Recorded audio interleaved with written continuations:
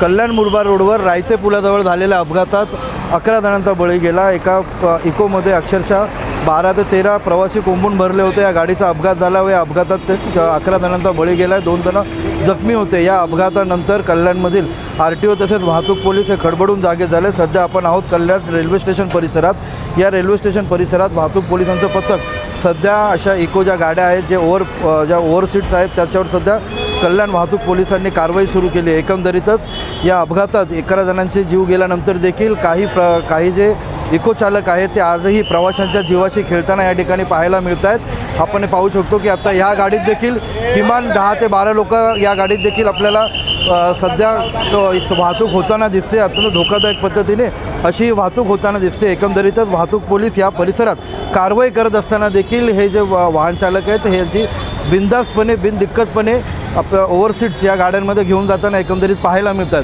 तर आजपासून वाहतूक पोलिसांचे पथकं ही कल्याण रेल्वे स्टेशन परिसरातील विविध टॅक्सी स्टँडवर तैनात झाली आहेत। सकाळपासून वाहतूक पोलिसांच्या पथकाने यांच्यावर दंडात्मक कारवाई सुरू केली आहे। हे माहीत असताना देखील स्टेशन परिसरातील काही जे टॅक्सी चालक आहेत ते निर्धास्तपणे अशा पद्धतीने प्रवाशांच्या जीवाचे खेळताना दिसत आहेत। एका टॅक्सीमध्ये आपण जर आत्ता या इकोमध्ये जर पाहिलं तर क्षमतेपेक्षा जास्त प्रवासी भरल्यास या ठिकाणी पाहायला मिळतं आहे। आपण जर या ठिकाणी पाहिलं तर या ठिकाणी 9 ते 10 प्रवासी सध्या या इको गाडीमध्ये असल्याचं पाहायला मिळतं। एकंदरीतच जी 2 दिवसापूर्वीची जी अत्यंत दुर्दैवी घटना घडली होती या घटनेमधून देखील या टॅक्सी चालकांनी काही बोध घेतलेला दिसून येत नाही आहे। एकीकडे वाहतूक पोलीस कारवाई करत आहेत तर दुसरीकडे बिनदिक्कतपणे हे टॅक्सी चालक अशा पद्धतीने प्रवाशांच्या जीवाचे खेळतात। त्यामुळे एकंदरीतच वाहतूक पोलिसांचं यांना भय राहिलं आहे की नाही असा सवाल देखील या ठिकाणी उपस्थित होतो आहे। तसंच कल्याण वाहतूक पोलिसांनी आता सध्या टॅक्सी चालकांना ओव्हरसीट्स घेऊ नका, प्रवाशांच्या जीवाचे खेळू नका, अन्यथा कारवाईला सामोरे जावं लागेल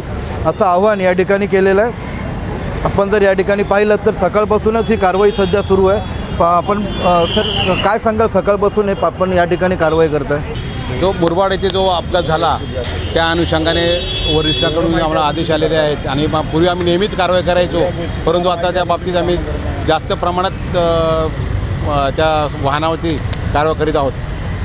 काय आव्हान असणार आहे प्रवाशांना तसंच या टॅक्सी चालकांना? कारण आपण जर पाहिलं तर अपघाताच्या घटनेनंतर देखील हे टॅक्सी चालक ओव्हरसीट्स घेऊन जाताना दिसून येतो। तेच आम्ही कारवाई करण्यासाठी आम्ही थांबलेलो आहोत। जे ओव्हरसीट आहेत त्यांची आम्ही कारवाई करीत आहोत। एकंदरीतच आपण जर पाहिलं तर या ठिकाणी पोलिसांनी कारवाई सुरू केली आहे। तिथे निदान त्या घटनेमुळे ज्या 11 जणांचा जीव गेला आहे त्यानंतर तरी या टॅक्सी चालकांनी काहीतरी बोध घ्यावा, सुरक्षित वाहतूक करावी, प्रवाशांनी देखील अशा टॅक्सीमध्ये बसताना विचार करून बसावं असं आवाहन सध्या वाहतूक पोलिसांकडून केलं जातं आहे। अभिजित देशमुख, जिल्हा वार्ता, कल्याण।